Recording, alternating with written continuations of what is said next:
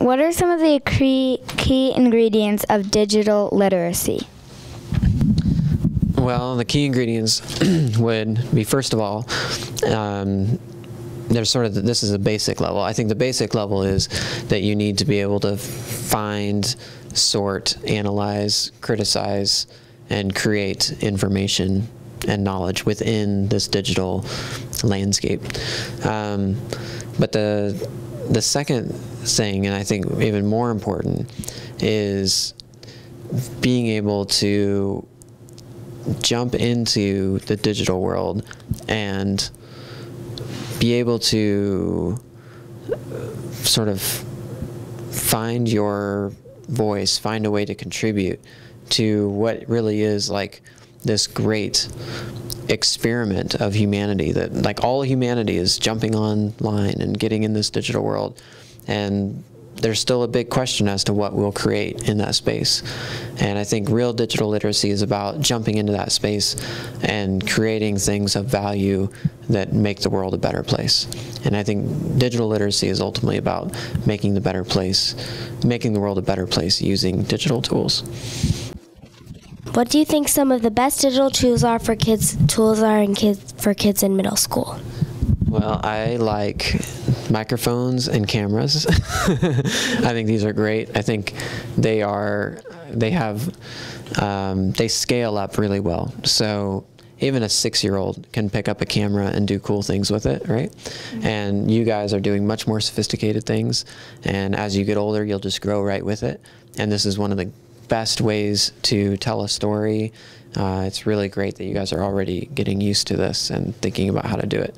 So, I mean, this right here is one of my favorite digital tools. I mean, I could list others, but this is a really good one.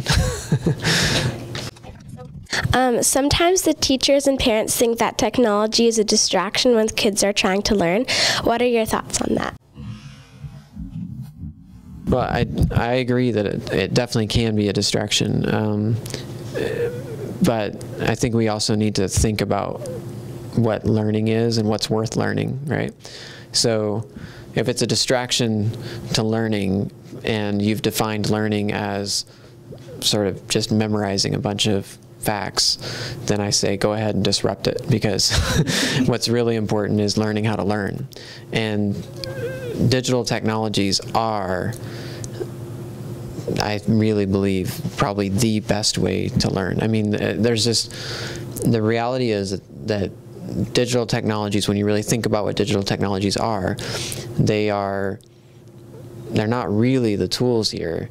They are, like the web, for example, it's almost 3 billion people on the planet connecting and collaborating and sharing information. I mean, where else are you going to be able to learn that much stuff other than on the web? You know, like the web is really the go-to place to learn. And so in that sense, I just can't imagine how that should be seen as a distraction. It should be embraced and used in whatever way possible to help people learn more. Thanks. So what new things can you tell us about your latest projects with your Digital Ethnography Working Group? Well, we did a thing, it's now almost 5 years since we produced the first anthropological introduction to YouTube, which is sort of a view of YouTube from the view of an anthropologist. And we're going to go back to the village of YouTube, so to speak, and we're doing an update, like a 5-year update on that. So we're really excited to, obviously a lot changes over 5 years on the internet. That's like a lifetime. So, so we're excited to see, what we find this time. Okay. Well, why do you think a sense of wonder is important? So a sense of wonder is actually the foundation for all the other things you think are important, right? So if you think imagination is important, imagination, I think, really comes out of a sense of wonder. You think creativity is important, it starts in wonder. If you think critical thinking is important, that starts in wonder.